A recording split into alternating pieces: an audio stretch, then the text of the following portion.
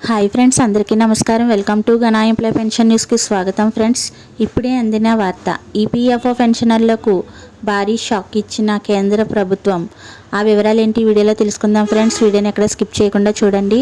మా వీడియో మీకు నచ్చినట్టయితే మా ఛానల్ లైక్ చేయండి, షేర్ చేయండి, సబ్స్క్రైబ్ చేసుకోండి. ఫ్రెండ్స్, ప్లీజ్ ఫ్రెండ్స్, ఇంక వివరాల్లోకి అయితే వెళ్ళిపోదాం. పీఎఫ్ ఖాతాదారులకు కేంద్ర ప్రభుత్వం షాక్ ఇచ్చే అవకాశం ఉంది. 2026-27 ఆర్థిక సంవత్సరానికి సంబంధించి ఈపీఎఫ్ఓ వడ్డీ రేట్లను తగ్గించవచ్చని సంకేతాలు అందుతున్నాయి. అది నేరుగా కోట్ల మంది ఉద్యోగుల పదవీ విరమణ పొదుపుపై ప్రభావం చూపనుంది.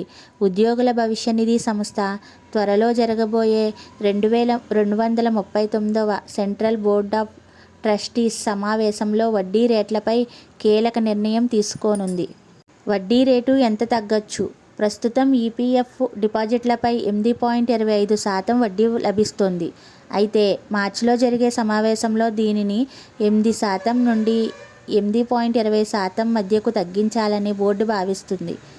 వికసిత భారత్ ఉపాధి పథకం కింద కొత్తగా భారీ సంఖ్యలో సభ్యులు ఈపీఎఫ్ఓలో చేరుతున్నారు. నిధుల లభ్యత, ఆర్థిక నిలకడను కాపాడుకోవడానికి వడ్డీ రేటును స్వల్పంగా తగ్గించడం అవసరమని నిపుణులు భావిస్తున్నారు.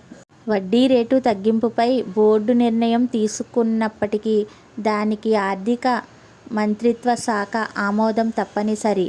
పశ్చిమ బెంగాల్, తమిళనాడు, కేరళ వంటి రాష్ట్రాల్లో అసెంబ్లీ ఎన్నికలు ఉండడంతో రాజకీయంగా వ్యతిరేకత వస్తుందనే ఉద్దేశంతో ఈ నిర్ణయాన్ని ప్రస్తుతానికి వాయిదా వేసే అవకాశం కూడా ఉందని కొన్ని వర్గాలు పేర్కొంటున్నాయి.